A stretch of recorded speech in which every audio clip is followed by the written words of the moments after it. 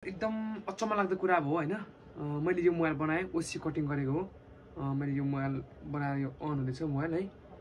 Mobile यतिवटा mobile बनायो अहिलेसम्म, यस्तो चाहिँ अहिलेसम्म मैले देखाइदिन। फर्स्ट टाइम देखेको छु। मतलब कस्तो अचम्म लाग्दो कुरा भने यो मोबाइलको हामीले खोल्दाखेरि नि यहाँ किन यस्तो भयो भनेर कुरा गर्दै थियौँ है। भाइले कुरा गर्यो अहिले यहाँनिर यो प्याक गरेर पछाडि हामीले यो हाल्नु पऱ्यो नि त। जस्तो यो सबबोर्डको लागि यो मुनिको यसो छोप्ने हाल्नु पऱ्यो यो हैन। अनि त्यस पछाडि प्याक त गर्नु पऱ्यो।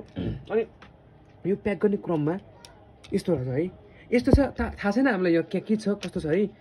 अब यो खत्रै अब ज्यान मारा हो कि के हो है, कसको मोबाइल हो भन्न त नमिल्ने। तर हेर्नु चाहिँ यहाँभित्र यस्तो छ, हामीले तान्न खोज्यौँ ल कम्पनीमा त्यस्तो हुँदैन। यसरी उकाएर हेर्छौँ यहाँ ब्लेड छ है। यहाँ ब्लेड छ, यो ब्लेड किन कसरी राखेको किन के लागि राखेको थाहा छैन। तर यहाँ ब्लेड छ, रगत सगत नि छ होइन अलिअलि। अब यो ओहो रगत पनि गनाएको छ है, मैले सुनेँ भर्खर। अनि यो के को लागि थाहा भएन मलाई।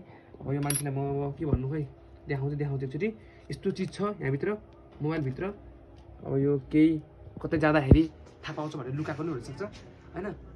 कतै भित्रतिर ठाउँ हुन्छ नि, जस्तै अब चेकिङ पर्ने अनि यो ब्याङ्क सेक्टर जाने होइन। लुटपाट गर्ने मान्छेहरूले चाहिँ यस्तो बोक्ने होला जस्तो लाग्यो। किनभने त्यहाँ त चेकिङ हुन्छ, बज्छ, साउन्ड बज्छ नि त। मोबाइलमा त अलरेडी साउन्ड बज्छ। त्यो कारणले गर्दाखेरि यो भित्र छ यस्तो छुरी छ है। मोबाइलभित्र पनि चेकिङ गर्नुपर्ने अवस्था आइसक्यो अब लगभग। सो त्यही भएर मोबाइलमा शङ्का लागेमा मोबाइल खोलेर पनि चेक गर्नुपर्ने भयो गाइस। त्यस्तो अवस्था आइसक्यो अहिले। धेरै डर लाग्यो मलाई चाहिँ, त्यही भएर मैले भिडियो गरिहालेको। सो यो सबैले जान्नुपर्ने कुरा हो। मेन गरी यो पुलिस दाइहरूले पनि जान्नुपर्ने कुरा हो, जसले चेकिङ गर्नुहुन्छ उहाँ सबैले जान्ने कुरा हो।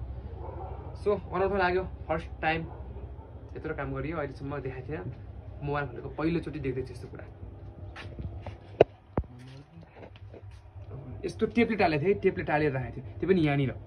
ओ माई गड।